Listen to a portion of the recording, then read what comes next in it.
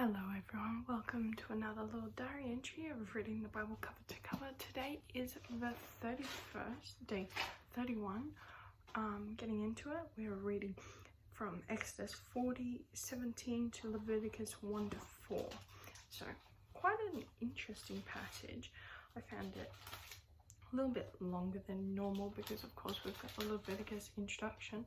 But first getting into it, my first point was in 40:23, which is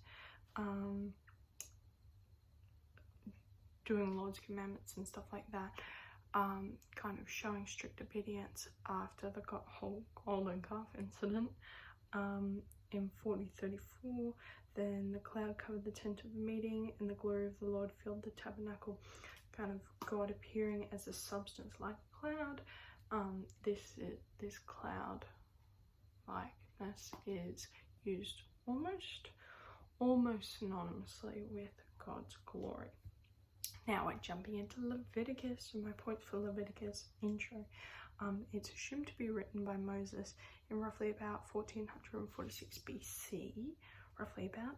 It assumes that Israel is sinful and impure and works to maintain a relationship between God and his people so that God may continue dwelling within his people. My first point is in 1:1. We can see it right away. The Lord called to Moses and spoke to him from the tent of meeting.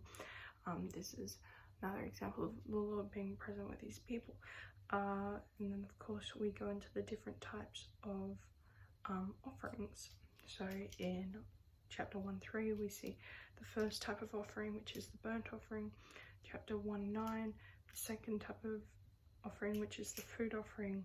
Chapter 2:1, which the third type of offering, which is the grain. 3:1, the fourth type of offering, which is a peace offering. And we also have the sin offering, though I didn't detail the first verse where it appears, but I had another point for in 4:2,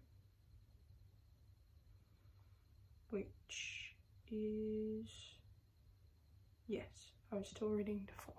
For a moment there, I was like, 4:2.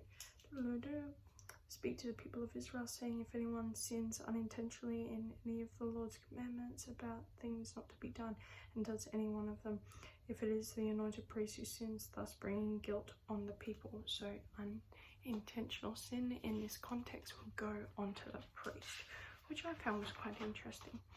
Also in 4:20, thus, as he did with the sin offering, so he shall do with this, and the priest shall make atonement for them, and they shall be forgiven.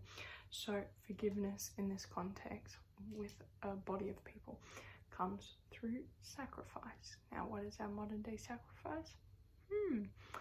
And to finish it all up, a little fun fact: sin offerings. So this is the commentary of it. Sin offerings atone for unintentional sin, which we can see in chapter 40, verses 1-35, and for sins of omission, chapter 5, the sacrificial animal was burned outside of the camp. We can see that in 4:12, rather than at the base of the altar. This foreshadowed the sacrificial death of Jesus Christ, who was crucified outside the camp. Hebrews 13:13. So I think that's all for today, and thanks for watching.